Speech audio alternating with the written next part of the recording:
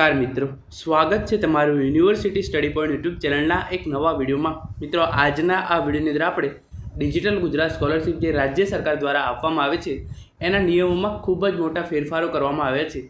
એટલે કે હવે જે વિદ્યાર્થીઓ આ નિયમોનું પાલન કરશે નહીં, એમને ડિજિટલ ગુજરાત સ્કોલરશિપ છે એની અંદર તેઓ ફોર્મ ભરી નહીં શકે અને એમને આ સ્કોલરશિપ છે એ પણ આપવામાં આવશે નહીં। તો આજના આ વિડીયોની અંદર આપણે આ નિયમો વિશે ટૂંકમાં ચર્ચા કરીશું। જો તમે મને નીચે કોમેન્ટ સેક્શનની અંદર જણાવશો તો આનો જે ડિટેલ પરિપત્ર છે એની અંદરથી હું તમને એક પોઈન્ટ છે એને ડિટેલની અંદર સમજાવીશ। તો શરૂ કરીએ આજનો આ વિડીયો શરૂ કરતાં પહેલાં સ્કોલરશિપની તમામ માહિતી મેળવવા માટે આ ચેનલને જરૂરથી સબસ્ક્રાઈબ કરી લેજો। તો તમે જોઈ શકો છો એ પ્રમાણે પિતા ગુજરાતી હશે તો જ શિષ્યવૃત્તિ, પિતા બિન ગુજરાતી અને માતા ગુજરાતી હશે તો પણ શિષ્યવૃત્તિ માટે હકદાર નહીં। તો આની અંદર જે પહેલો નિયમ બદલવામાં આવે છે એ છે કે જેના પિતા ગુજરાતી હશે એને જ હવે ડિજિટલ ગુજરાત સ્કોલરશિપ છે એ આપવામાં આવશે। એટલે કે ફોર એક્ઝામ્પલ, તમે લોકો બીજા રાજ્યમાંથી ગુજરાત રાજ્યની અંદર આવ્યા હોય તો તમને હવે આ સ્કોલરશિપ છે એ મળવા પાત્ર થશે નહીં। તમારી માતા ગુજરાતી હોય પરંતુ જો પિતા બિન ગુજરાતી હશે તો પણ તમને આ સ્કોલરશિપ છે એનો લાભ આપવામાં આવશે નહીં।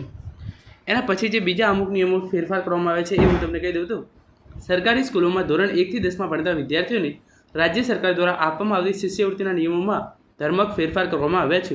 એટલે કે અત્યારે જે પ્રી મેટ્રિક સ્કોલરશિપ છે એના નિયમોની અંદર ફેરફાર કરવામાં આવ્યા છે। આના પછી જે પોસ્ટ મેટ્રિક સ્કોલરશિપ છે એની અંદર પણ આ ફેરફાર છે એ કરવામાં આવી શકે છે।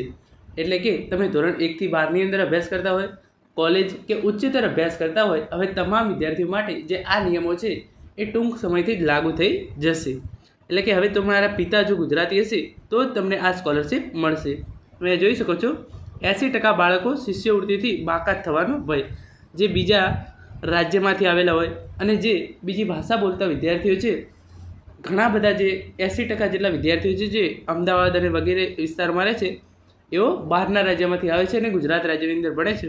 તો આ તમામ વિદ્યાર્થીઓ જે છે એ સ્કોલરશિપમાંથી બાકાત થઈ જાય એવો ભય છે। તમે જોઈ શકો છો અમદાવાદ, સુરત, રાજકોટ, વડોદરા વગેરે જેવા શહેરોની અંદર બહારના રાજ્યોના બહુ જ લોકો રહે છે। તો આ વિદ્યાર્થીઓને હવે સ્કોલરશિપ મળશે કે નહીં એ ખૂબ જ મોટો પ્રશ્ન થઈ ગયો છે। તો સરકાર દ્વારા તો નિર્ણય લઈ દેવામાં આવ્યો છે કે જો તમારા પિતા ગુજરાતી હશે તો જ તમને હવે ડિજિટલ ગુજરાત સ્કોલરશિપ છે એ આપવામાં આવશે। આના માટે તમારે શું કરવું પડશે? અમુક પુરાવા રજૂ કરવા પડશે। હવે જ્યારે તમે સ્કોલરશિપનું ફોર્મ ભરશો ત્યારે તમારે અમુક કેટલાક વધારાના પુરાવા છે એ રજૂ કરવા પડશે। જો ગુજરાત બહારની વ્યક્તિ ગુજરાતમાં સ્થાયી થઈ હોય તો 1/4/1978 પહેલાં રાજ્યમાં સ્થાયી થયા હોવા જરૂરી છે। એટલે કે જો તમે બીજા રાજ્યની અંદરથી આવેલા હોય અને તમારે આ સ્કોલરશિપ મેળવવી હોય તો તમે ગુજરાત રાજ્યની અંદર 1978 પહેલાં રહેવા હોવેલા જોઈએ।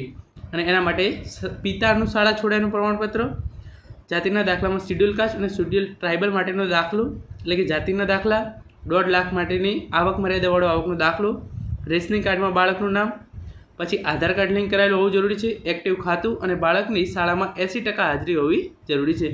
તો જે આ તમામ નિયમો છે એ લાગુ પડશે અને તમારે જે આ વધારાના ડોક્યુમેન્ટ છે એ પણ રજૂ કરવાના રહેશે।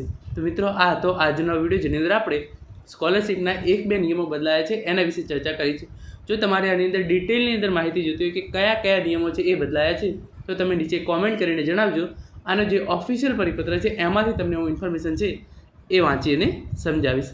Thank you so much for watching.